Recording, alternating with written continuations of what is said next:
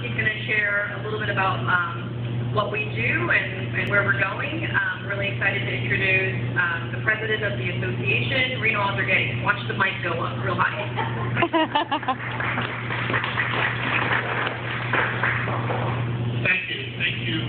Thank you all for coming here and doing this. You know, one of the things I learned a long time ago is that when you're the last speaker, you better be short or people will understand the meeting for you. So I'll try and be brief.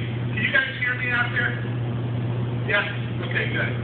So what I just want to, I was struck by Debbie's description of Nicole as a warrior. It's true about Nicole. It's true about so many people who have built this organization, which is not really an organization, it's a community. 14 years ago, I walked into the first meeting that I had attended of the Board of Trustees of the Pulmonary Hypertension Association. And in those days, there was one treatment that had recently been approved for pulmonary hypertension. It was approved for quality of life, not extension of life.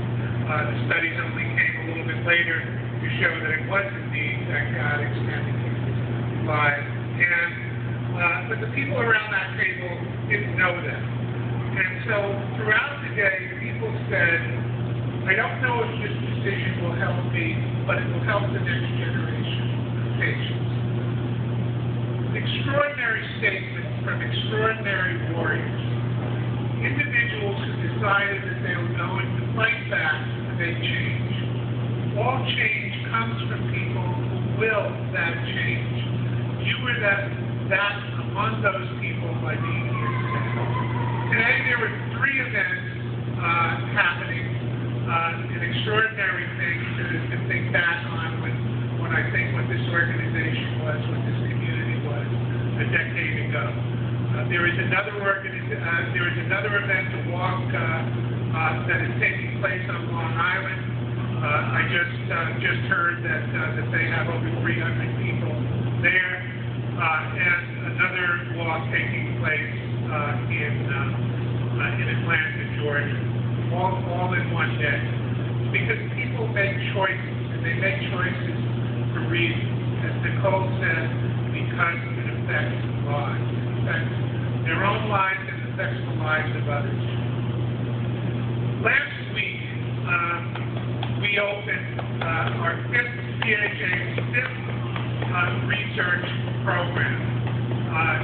We began raising funds for research in 2000. This research program, the Robin Barr's Pediatric Age Research Fund, was targeted for $1 billion before we could open the doors.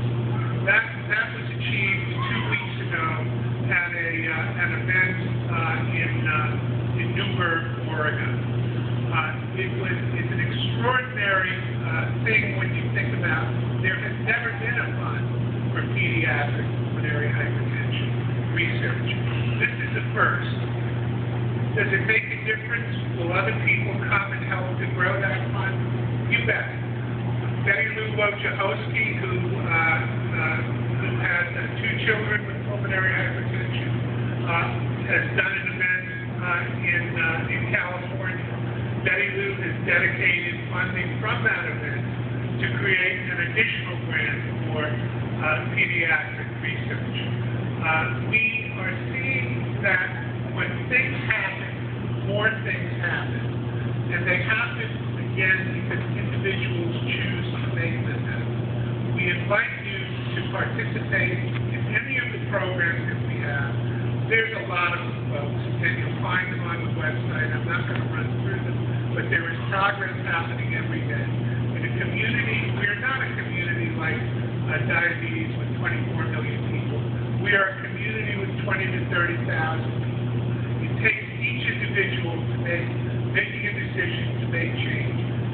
If you see a program that's of interest to you, find a way you want to participate. Look on the website. Our staff will find a way to help you make a difference. Thank you, and I look forward to working